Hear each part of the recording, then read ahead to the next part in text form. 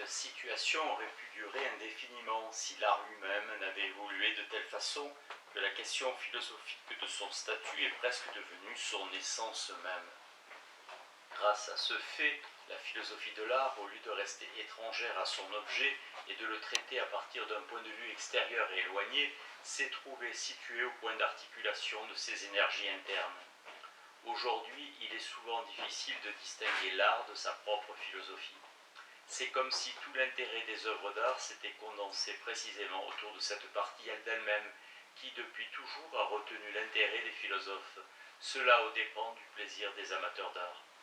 Ainsi, l'évolution de l'art confirme virtuellement la théorie hegelienne de l'histoire, selon laquelle l'esprit est destiné à devenir conscient de lui-même. En prenant conscience de lui-même, l'art a reproduit le processus spéculatif de l'histoire. La conscience de soi de l'art et l'art sous une forme réflexive, un peu comme la philosophie est toujours conscience de soi de la philosophie. Reste à savoir ce qui, maintenant, distingue l'art de sa propre philosophie et par conséquent ce qui empêche ce livre-ci, qui est un exercice de philosophie de l'art, d'être à sa façon une œuvre d'art, puisque les œuvres d'art, elles, se sont transformées en exercice de philosophie de l'art. Ce problème devrait nous permettre d'élever à un niveau supérieur la question que nous avons commencé à nous poser au premier chapitre et qui concerne les raisons pour lesquelles telle chose peut être une œuvre d'art, tandis que telle autre, bien qu'elle ressemble exactement à la première, n'en est pas une. Notre humble ouvre-boîte est notre sculpture exaltée. CF. Quoi qu'il en soit, la définition de l'art fait désormais partie intégrante de la nature de l'art, et cela de manière très explicite. Jusqu'à un certain degré, la définition de l'art a toujours été une préoccupation philosophique, bien que ceci ne découle pas d'un intérêt exclusif de la philosophie pour les définitions. La philosophie n'est pas réductible à de la lexicographie, et la question qui nous intéresse peut être formulée comme suit. Pourquoi l'art est-il une des choses que les philosophes ont tenté de définir ? Il reste que la congruence remarquable qui existe ici entre la philosophie et son objet d'étude ne peut que paraître surprenante. On s'attendrait plutôt à la trouver uniquement lorsque la philosophie se prend elle-même pour objet. Cette constatation rend très attrayante la suggestion selon laquelle la philosophie et l'art ne font qu'un. S'il existe une philosophie de l'art, c'est tout simplement parce que la philosophie s'est de tout temps intéressée à elle-même et vient seulement de prendre conscience du fait qu'en réalité l'art n'était qu'une forme momentanément aliénée de la philosophie. La suggestion est effectivement très attrayante, pourtant il serait sans doute prudent d'y résister. Cela dit, puisque nous voilà mêlés à cette affaire, il ne nous reste plus qu'à nous atteler nous-mêmes, en connaissance de cause, à la tâche de chercher une définition de l'art.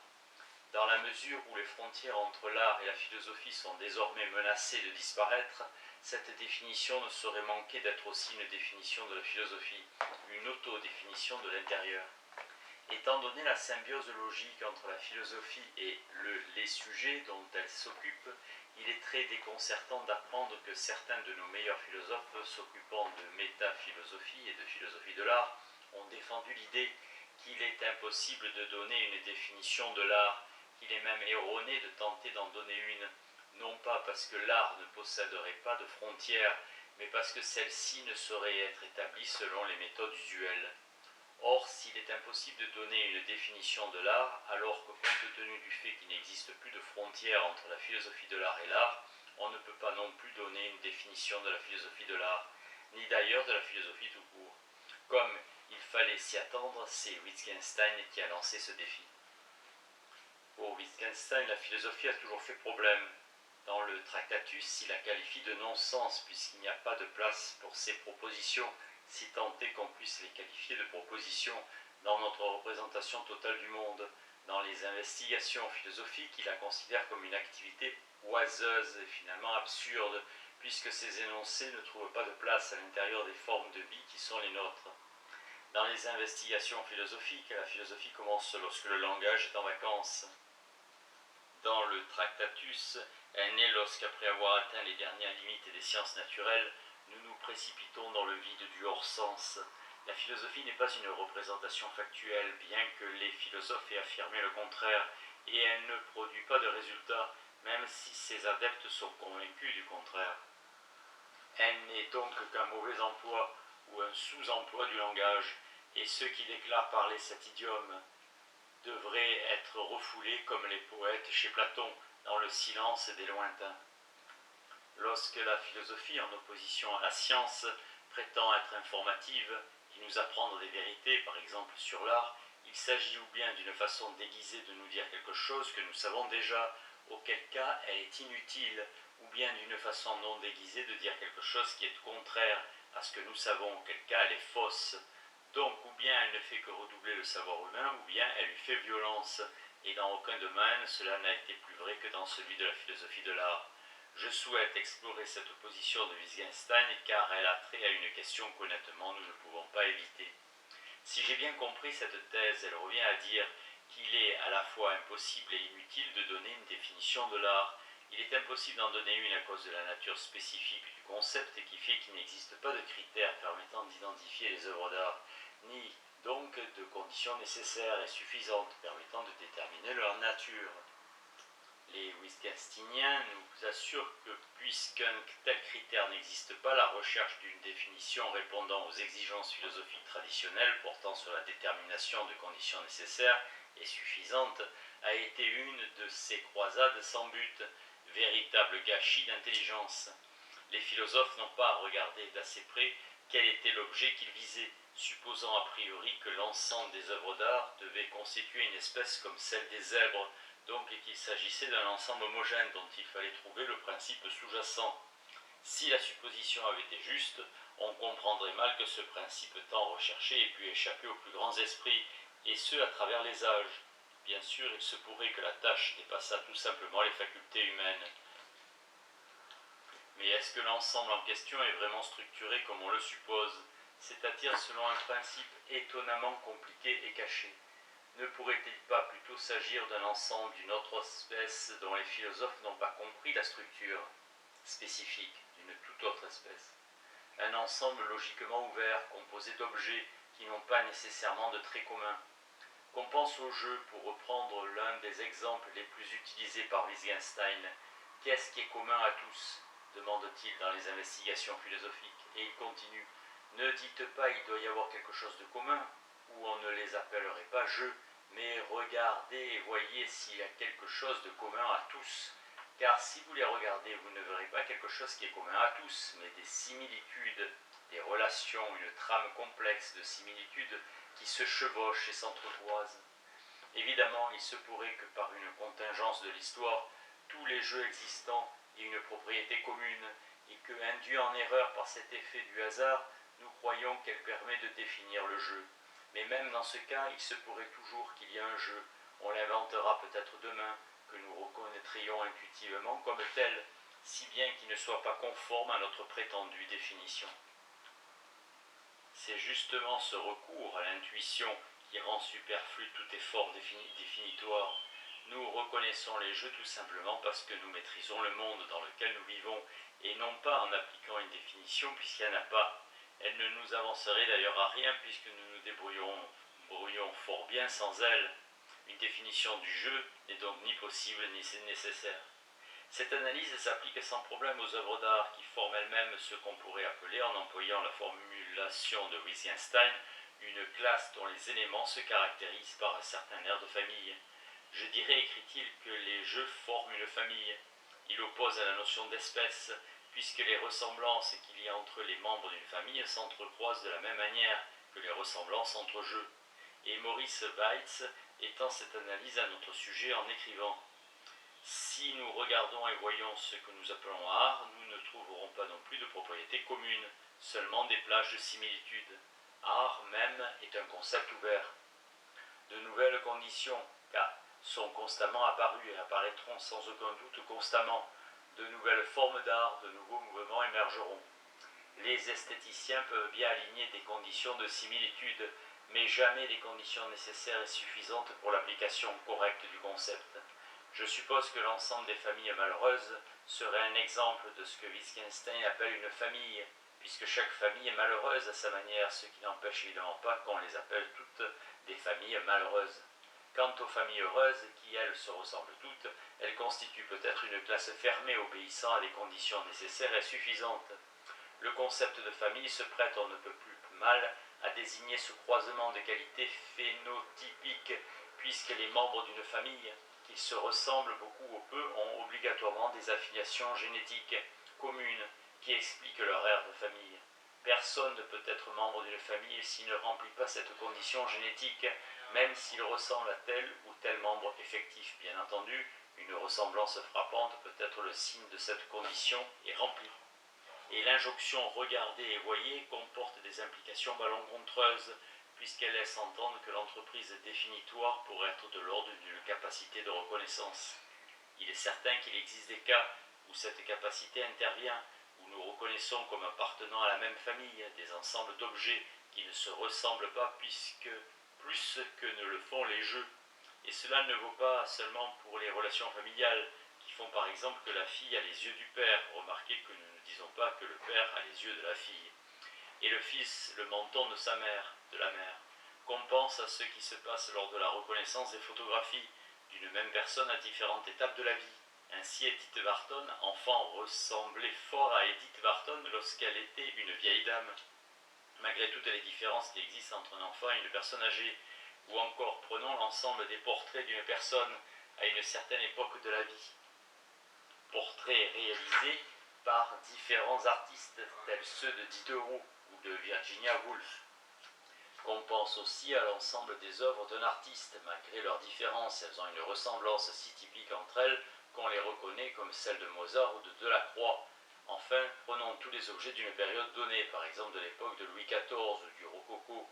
Il existe entre eux des similitudes stylistiques, quelles que soient par ailleurs leurs différences individuelles. Ainsi, il est vrai que nous pouvons apprendre à reconnaître les Augsbourg, les photos de Wharton, les portraits de Diderot, les compositions de Mozart, les objets datant de l'époque baroque. Et si nous regardons et voyons, nous pouvons en conclure que cette reconnaissance est possible parce qu'ils ont à chaque fois une propriété commune, fût-elle indéfinissable. Le look Wharton, le style mozartien, la sensibilité rococo. Mais ce n'est pas non plus un hasard si les éléments des familles en question soit représentent un même individu ou ont été créés par lui, soit appartiennent à la même culture et à la même époque. Or, de telles caractéristiques dépassent la problématique de la reconnaissance. Ce qui est en jeu, ce sont des facteurs causaux ou génétiques communs. De ce fait, il est évidemment possible qu'une œuvre soit due à Mozart sans ressembler à aucune autre de ses compositions. Ainsi, les œuvres de Mozart formeraient une classe ouverte du point de vue des critères de reconnaissance, tout en étant une classe fermée du point de vue causal. Ces considérations mettent évidemment en question la pertinence de la problématique de la reconnaissance. Reprenons donc l'autre partie de l'analyse wittgensteinienne, celle d'après laquelle nous reconnaissons simplement quelque chose comme étant un jeu ou une œuvre d'art, sans avoir besoin d'une définition et sans en désirer une. De quel genre d'intuition peut-il s'agir? Examinons les Gedankenexperiment que William Koenig présente dans son article « Est-ce que l'esthétique traditionnelle est fondée sur une erreur ?» Imaginons un très grand entrepôt rempli de toutes sortes d'objets, des tableaux en tout genre, des partitions pour symphonie, danse et hymnes, des machines, des outils, des bateaux, des maisons, des statues, des vases, des livres de poésie et de prose, des meubles et des vêtements, des journaux, des timbre-poste, des fleurs, des arbres, des pierres, des instruments de musique. Puis, demandons à quelqu'un d'y entrer et d'en rapporter toutes les œuvres d'art qui s'y trouvent. Il s'acquittera de sa tâche sans trop de mal, malgré le fait que, comme même les esthéticiens l'admettront, il ne possède pas de définition satisfaisante de l'art en termes de quelques dénominateurs communs. Supposons maintenant qu'on l'envoie dans le même entrepôt, en lui donnant comme instruction de ramener tous les objets qui possèdent une forme signifiante, ou tous les objets qui sont des expressions. Il serait à juste titre décontenancé. Il est capable de reconnaître une œuvre d'art lorsqu'il en voit une, mais il ne sait guère ce qu'il faut chercher lorsqu'on lui dit de rapporter un objet qui possède une forme signifiante. Nous savons, écrit Koenig, en faisant écho aux célèbres réflexions de saint Augustin concernant le temps, ce qu'est l'art aussi longtemps que personne ne le demande.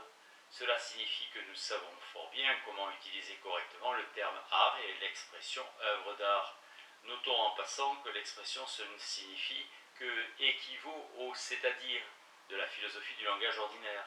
Si on met en rapport ce que dit Koenig avec la thèse de saint Augustin, d'après laquelle nous savons ce qu'est le temps, cela voudrait dire tout simplement que nous savons utiliser le mot temps.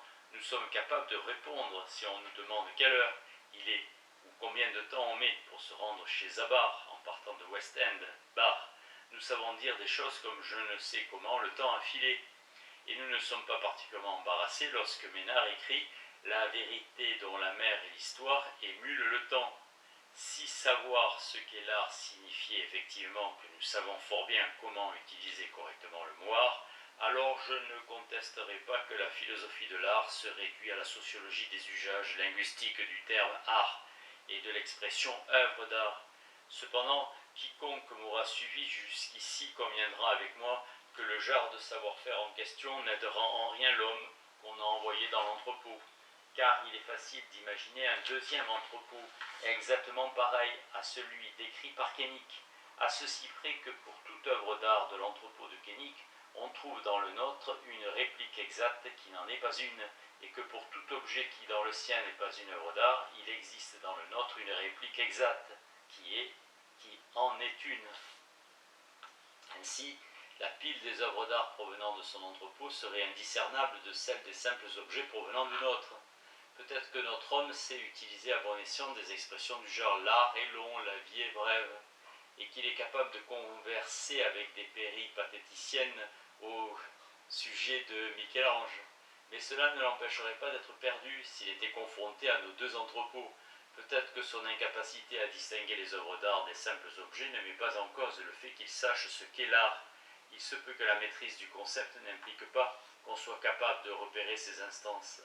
Mais en tout cas, nous voyons maintenant suffisamment clair pour pouvoir affirmer qu'on ne saurait donner de critères perceptuels et que, quel que soit le genre de connaissances nécessaires pour identifier les œuvres d'art, les capacités de reconnaissance dont fait preuve l'homme de Koenig ne sauraient jouer qu'un rôle aléatoire. Il se peut que Koenig ait raison lorsqu'il avance que nous sommes incapables de produire une formule simple ou complexe qui ferait ressortir avec précision la logique de ce terme et de cette expression.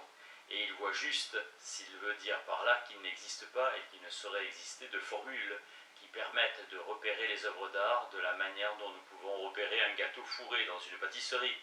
Car si le terme gâteau fourré obéissait à la même logique que le terme œuvre d'art, une tarte au potiron pourrait être un gâteau fourré. Mais dès lors qu'on se rend compte de la futilité de la tâche que Koenig pensait facile à réaliser et qu'on accepte le fait qu'aucune formule ne saurait remplir cette fonction, on est mieux armé pour comprendre ce qu'on peut attendre d'une définition de l'art. Elle ne saurait nous fournir une pierre de touche pour reconnaître les œuvres d'art. De même, pourrions-nous ajouter, une définition du jeu ne saurait nous rendre capables de reconnaître les jeux. Il est vrai que le concept de jeu est aussi proche de celui d'œuvre d'art que le suggère l'extension de l'analyse wittgensteinienne.